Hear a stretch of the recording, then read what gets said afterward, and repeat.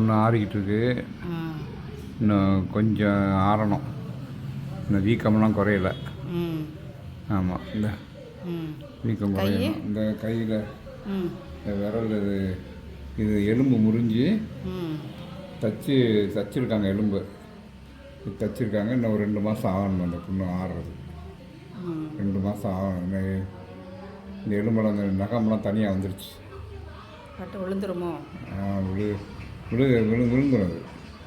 அது வளர்ந்து விழுந்துடும். கால் எப்படி இருக்கு? கால் வலி இருக்குன்னா அந்த வேறு மிதிச்சது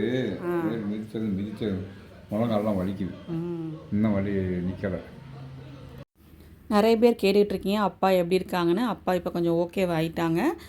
விரல் மட்டும் தான் இன்னும் கொஞ்சம் சரியாக, அது கொஞ்சம் நாள் ஆகும். ஏன்னா விரல் எலும்பு உடஞ்சதால அது கொஞ்சம் மடக்கலாம் முடியலை. அது கொஞ்சம் நாள் ஆகும் சரியாகிறதுக்கு. ஆரம்பத்தில் பார்த்திங்கன்னா படுத்து எழுந்திரிச்சா பயங்கரமாக தலை சுற்றுச்சு. இப்போ கொஞ்சம் ஓகேன்னு சொல்கிறாங்க. நிறைய பேர் கேட்குறீங்க என்ன ரீசன் சிஸ்டர் அப்படின்னு நிறைய பேர் கமெண்டில் கேட்டிருந்தீங்க.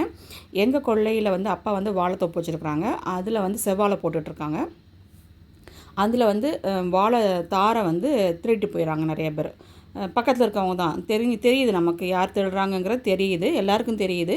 ஸோ அதை வந்து ஒருத்தவங்க மூலமாக வந்து கண்டித்ததுக்கு அவங்க கொடுத்த பரிசு தான் இது. வந்து 4 பேர் வந்து வீட்டுக்குள்ளே வந்து அப்பா தனியாக இருக்கும்போது நீ எப்படி வந்து சொல்லுவேன்னு சொல்லி வந்து அடிச்சிருக்கிறாங்க. ஸ்டாண்டிங் ஃபேன் பக்கத்தில் இருந்திருக்கு, அதை எடுத்து அது பேக் சைடு எடுத்து அடித்ததில் அப்பாவோட நெத்தி வந்து கட் ஆயிடுச்சு. கண்ணு பக்கத்தில் ஒரு கீரல் விழுந்துருச்சு. தையல் நெத்திலையும் தையல் போட்டிருக்காங்க, கண்ணில் அப்புறம் கையில் எல்லா இடத்துலையும் தையல் போட்டிருக்காங்க. ஆஃப்டர் ரிட்டைர்மெண்ட்டுக்கு அப்புறம் வந்து வில்லேஜில் வந்து நிம்மதியாக வாழ்வோன்னு மட்டும் நம்ம நினைக்கக்கூடாதுங்க. ஒரு தடவைக்கு 4 தடவை யோசிச்சுட்டு தான் வில்லேஜுக்கு வரலாமா வேணாமான்னு யோசிக்கணும். எல்லாராலையும் திருட முடியாதுங்க. அந்த குணம் வந்து பிறவிலே இருக்கிறவங்க மட்டும் தான் திருட முடியும். திருடனாய் பார்த்து திருந்தாவிடில் திருட்டை ஒழிக்க முடியாது.